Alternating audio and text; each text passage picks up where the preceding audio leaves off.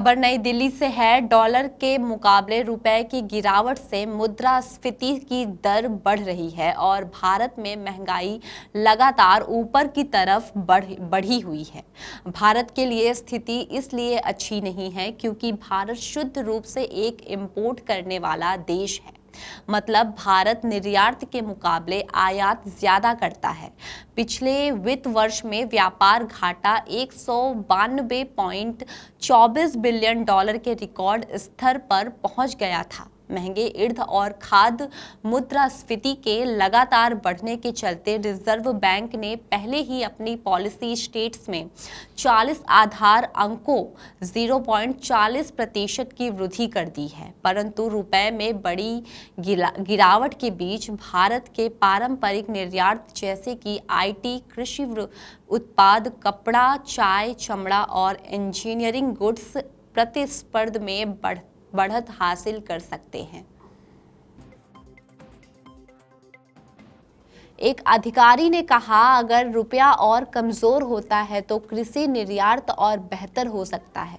चावल और गेहूं निर्यात विशेष रूप से कॉम्पिटिटिव होगा और निर्यातकों को अधिक ऑर्डर प्राप्त करने में मदद मिलेगी।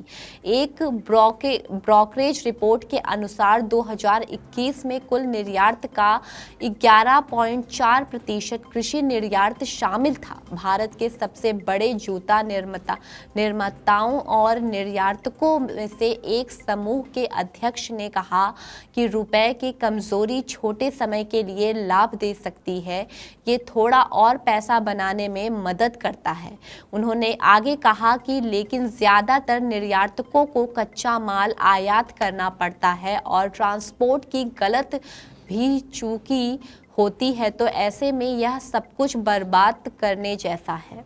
उन्होंने कहा कि रुपए में कमजोर से हमसे बांग्लादेश और चीन की करेंसी इस समय वो भी गिरी हुई है, मुकाबला करने में मदद करेगा, लेकिन इस लाभ की सीमा ग्लोबल डिमांड, कच्चे माल की कीमतों, मुद्रास्फीति और यूक्रेन संकट समेत कई अन्य कारकों पर निर्भर करेगी। कुल मिलाकर कहा जा सकता है कि भिन्न भिन्न तरह की वैश्विक परिस्थितियों के बीच भारतीय रूप के गिरने से निर्यातकों को फायदा तो हो सकता है, लेकिन उनके लिए सबसे बड़े सिरदर्द महंगा कच्चा माल, महंगा ईंधन और ट्रांसपोर्ट की बढ़ती लागत बने हुए हैं।